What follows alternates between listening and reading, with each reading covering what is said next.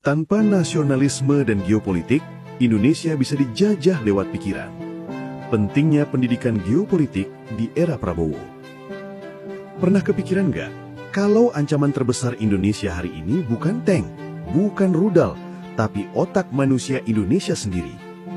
Orang-orang kita yang sekolah atau kerja di luar negeri, pulang-pulang bawa doktrin asing, bahkan jadi agen asing tanpa sadar.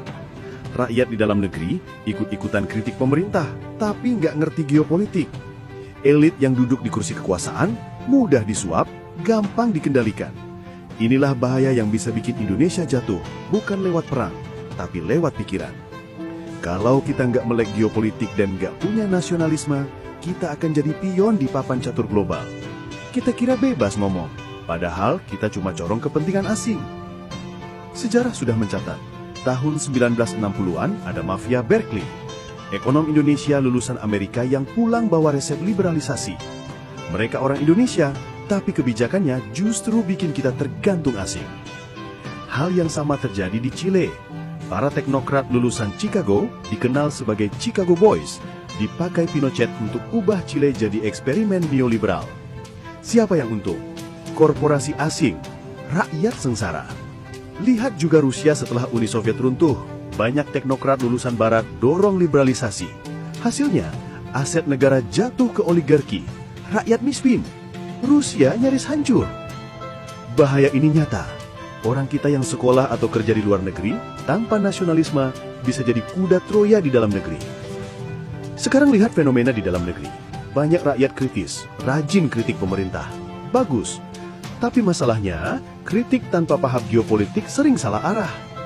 Contoh nyata, kritik terhadap RUU TNI. Kontras dan beberapa NGO bilang ini tanda militer masuk sipil.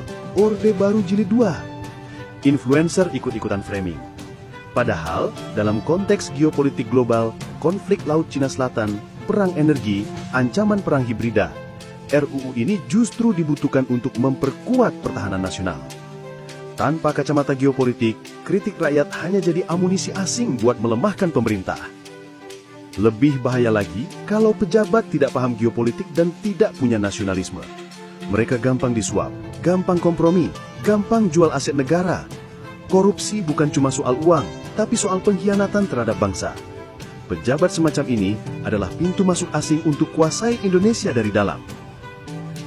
Lihat Nepal 2008. Monarki jatuh lewat intervensi NGO asing dengan jargon HAM dan demokrasi.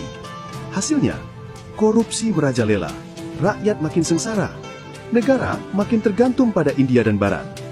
Semua itu terjadi karena rakyat dan elitnya buta geopolitik. Mereka kira demokrasi Barat otomatis bikin sejahtera, padahal hanya bikin mereka jadi pion di papan catur global. Makanya, yang kita butuhkan bukan sekedar demokrasi prosedural, tapi rakyat dan elit yang paham geopolitik punya jiwa nasionalisme. Tanpa itu, kita hanya jadi budak asing. Prabowo harus concern soal ini. Harus ada program pendidikan geopolitik dan nasionalisme di sekolah, kampus, sampai masyarakat umum. Karena hanya dengan itu, kritik rakyat bisa tepat sasaran, pejabat bisa tahan godaan suap, dan diaspora bisa tetap cinta tanah air meski hidup di luar negeri. Memahami politik dalam negeri saja tidak cukup. Kita harus paham bahwa kebijakan nasional selalu terhubung dengan pertarungan global. Tanpa itu, kritik masyarakat hanya akan dipakai sebagai alat asing untuk melemahkan Indonesia. Sejarah sudah membuktikan, Indonesia hampir hancur karena mafia Berkeley.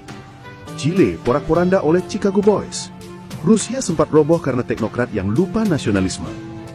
Kalau kita nggak belajar dari sejarah, kita akan ulang kesalahan yang sama.